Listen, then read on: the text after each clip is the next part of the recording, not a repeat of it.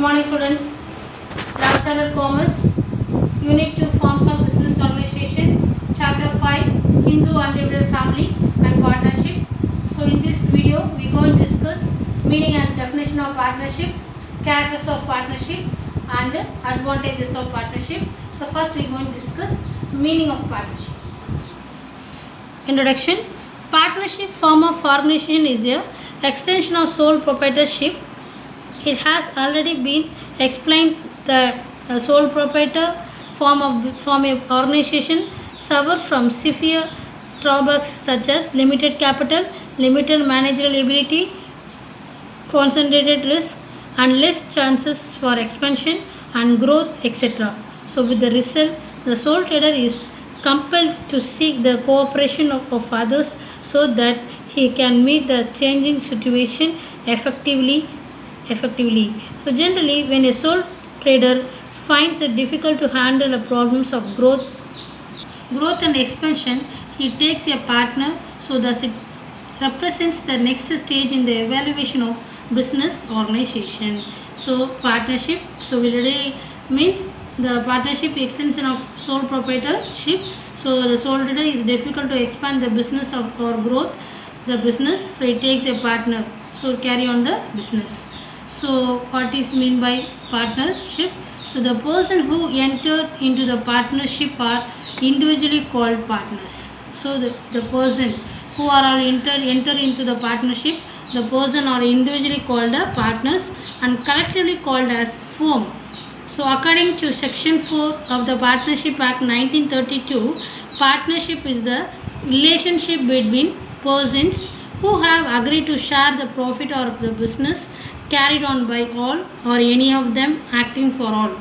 That means according to 1932, person, two or more person is carried by all or any of them. One member carry out the business behalf of the other members. That is called a partnership. Next we are going to discuss definition of partnership. According to Professor Haney, the relationship which exists between two persons competent to make contracts who agree to carry on a lawful business in common with a view to private gain. Okay, so it is ability to make a contract. So partnership is a earning profit. The next we are going to discuss characters of partnership. The main characters of partnership are given below. So first one, contractual relationship. So partnership is the result of an agreement which may be oral or written. So consequently, persons not competent to contract, for example minors, cannot form it. So contractual relationship means this agreement, partnership agreement may be oral or written. So minor cannot enter into the partnership. Next one, plurality of persons, number of persons. So in partnership, minimum members number of persons is 2. So partner is the outcome of an agreement. So minimum number of persons required to form a partnership is 2. So maximum is exceeded to 10 in the case of banking business and 20 in all other cases. So partnership minimum member is 2, maximum member 10 in the case of banking business, in the other business is 20. The next one, existence of business. So the partnership agreement must be carry on lawful business or a profession. If there is or no business, there can be no partnership.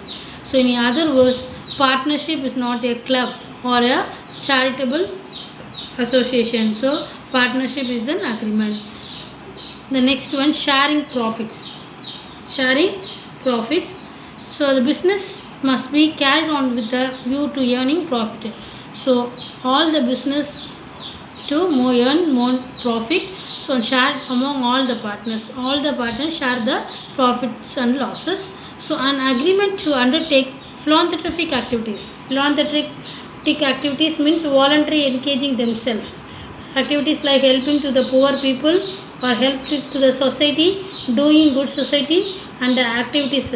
Okay, there is no profit motive, only service motive. That is called the philanthropic activities. Does not constitute the partnership because of the profit motive is completely absent. Next one, mutual agency. In fact, mutual agency is the essence of partnership since the business is to be carried on by all or any of them acting for all. So each partner acts simultaneously as a principal and agent. So to the outsiders he is the principal, while to the other partners he is an agent. So business carried on one person on behalf of others. So they are act principal owner of the business. Advantages of partnership. The main advantage of partnerships are given below. First one, easy formation. So partnership is easy to form. Compared to the other business, partnership has less legal formalities. Partnership is agreement basis, so agreement may be or over or written, so register also are optional. So partnership is a easy formation. So formation of partnership firm requires fulfillment of lesser legal formalities than other types of organization. So compared to the sole trader, partnership is very easy form. So compared to the joint stock company, the easy formation. So sole proprietorship and partnership as a easy to form compared to the joint stock company. So what required is just an agreement which can be oral or written. So registered or partnership is optional.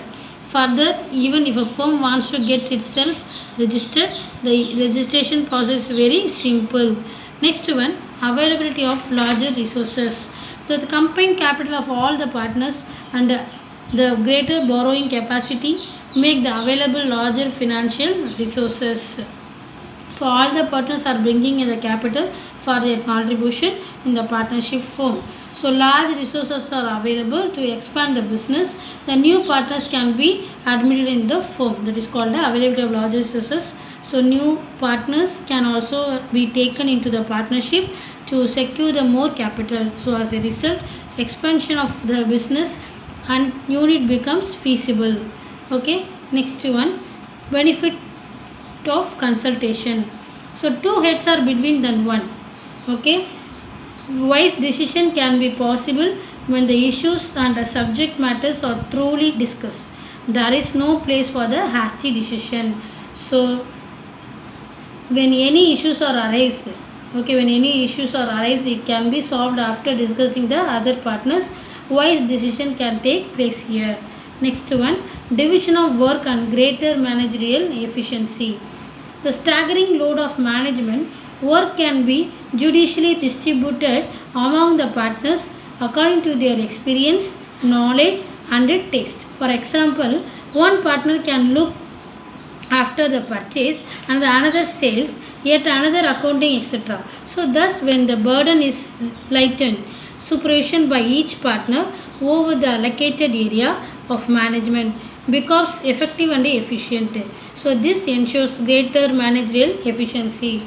So division of the management of business can be distributed among the partners based on the experience and knowledge and taste. So in sole proprietor, division of work is not possible, but partnership firm is possible. Next point, reduced risk. The risk of each partner is reduced considerably since the loss sustained by the firm is shared by all the partners. So if any loss occurred mean so it will be shared among the partners in agreed ratio. So the reduction is risk bearing. Okay. So next one, unlimited liability and credit standing.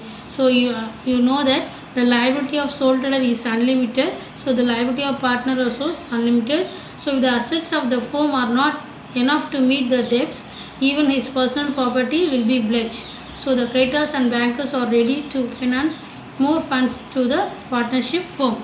Okay, so the liability of sole trader is unlimited since apart from his business assets, even his private properties are also available for satisfying the claims for creditors.